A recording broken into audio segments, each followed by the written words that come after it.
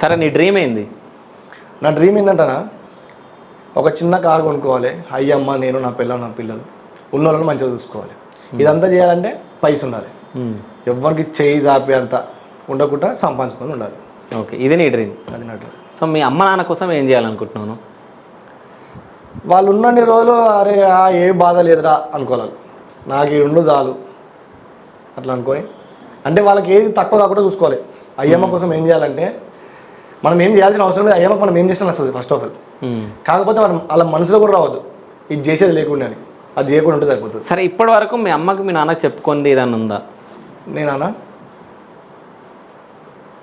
ఏదైనా చెప్పుకోవాలనుకుంటున్నావా? ఏదైనా చెప్పుకోవాలనుకుంటున్నావు చెప్పు. లేదు మా మమ్మీకి అన్నీ చెప్పేస్తాను నేను. మా మమ్మీకి అయితే అన్నీ చెప్పేస్తాను. అమ్మ గుర్తుపెట్టుకో, ఒకటి చెప్పలేదు నీకు. టైం వస్తే చెప్తాను. టైం వస్తే చెప్పే టైం వచ్చినప్పుడు మమ్మీకి అన్నీ తెలుసు నా గురించి. ఇప్పుడు నన్ను బాగా అర్థం చేసుకుంటుంది ఆమె, తెలిసేమో ఒకటి కూడా మా మమ్మీకి. ఓకే, అన్నీ చెప్పేస్తాను నేను మ్యాక్సిమం ఇంట్లో అన్నీ చెప్పేస్తాను. అంటే నాకే అన్న మనము ఎవ్వరికి చెప్పుకోలేంది ఇట్లా ఉంటుందా, అది దోస్తులకు చెప్పుకుంటాం.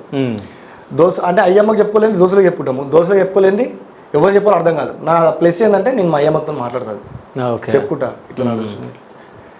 మా అమ్మ ఏమో చెప్తుంది మొన్న, పాపం మనకి చిన్న ఏజ్లో అప్పుల బాధ ఎక్కువైపోయి టెన్షన్ పడుతుండు, ఎంటికలు వచ్చిపోతున్నాయి. అది నీకా? మా మామకి చెప్తుంది అట్లా. సో ఆ ఎంటికలను కవర్ చేస్తున్నామని కవర్ అంటే నార్మల్గా మనకేనా తక్కువ ఉందా నువ్వు చెప్పు. నేను సమ్మర్ వస్తుంది కదన్నా, ఆ కుండల కాడ డస్ట్ పడతా ఉంటుంది, కొంచెం చిన్నగా ఉంటేనే బెటర్. ఇప్పుడు ఈ సమ్మర్ మందు అదే